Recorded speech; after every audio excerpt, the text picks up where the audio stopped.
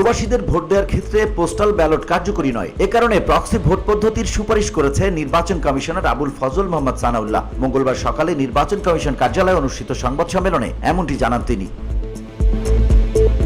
তিনি বলেন, ভোটার তালিকায় নাম থাকলেই প্রবাসীরা প্রক্সি ভোট দিতে পারবেন। এই বিষয়ে রাজনৈতিক দলগুলোর সাথে আলোচনা করা হবে। সানাউল্লাহ বলেন, প্রবাসী বাংলাদেশিদের জন্য প্রক্সি ভোটের জন্য একটি ওয়ার্কশপের আয়োজন করা হবে, আর এটি পরীক্ষার জন্য নির্বাচন ব্যবস্থার সঙ্গে সংশ্লিষ্ট সকলকে ডাকা হবে। সশরীরে ভোটের ব্যাপারে মত দিয়েছেন, কেউ কেউ অনলাইন ভোটের ব্যাপারে মত দিয়েছেন, কেউ কেউ হাইব্রিড কোন একটা সিস্টেমের কথা বলেছেন।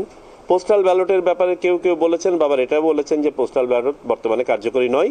পাশাপাশি তারা যেটা সাজেস্ট করেছে যে আগামী নির্বাচনের জন্য যদি সত্যিকার অর্থে আমাদের প্রত্যাশা পূরণ করতে হয়, এবং মাননীয় প্রধান উপদেষ্টাও যেটা বলেছেন সেইভাবে যদি আমরা প্রবাসীদের প্রত্যাশাটাও যদি আমরা পূরণ করতে চাই, তাহলে আমাদেরকে প্রক্সি ভোটিংয়ে যেতে হবে। আমাদের যে সিস্টেমই অ্যাডপ্ট করি না কেন, এটা হতে হবে নিরাপদ এবং নির্ভরযোগ্য। একটা সাক্ষ্য থাকার ব্যবস্থা থাকতে হবে যাতে করে আইনি বিষয়গুলো ফেস করা যায়।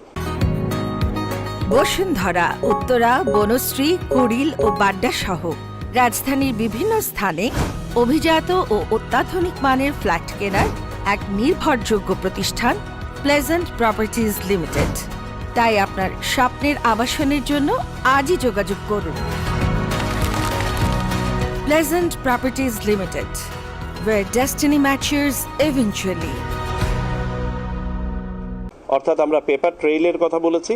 যে সময় পাওয়া যাবে ভোট গ্রহণের জন্য, সেই সময়ের মধ্যে সম্পাদনযোগ্য একটি পদ্ধতি, এটি একটি সাশ্রয়ী পদ্ধতি হতে হবে এবং সর্বোপরি সার্বজনীন পদ্ধতি হতে হবে, যাতে করে বিদেশে বসবাসরত সকল ধরনের প্রবাসী বাংলাদেশি যেন এটা সহজে ভোটটা দিতে পারে। তিনি আরো বলেন, আগামী 15 এপ্রিলের মধ্যেই জানানো যাবে যে কতদিনের মধ্যে উন্নত হবে এই প্রক্রিয়া। এর আগে সোমবার নির্বাচন কমিশন জানায়, আগামী জাতীয় নির্বাচনে প্রক্সি ভোট দেওয়ার সুযোগ পাবেন প্রবাসী বাংলাদেশিরা।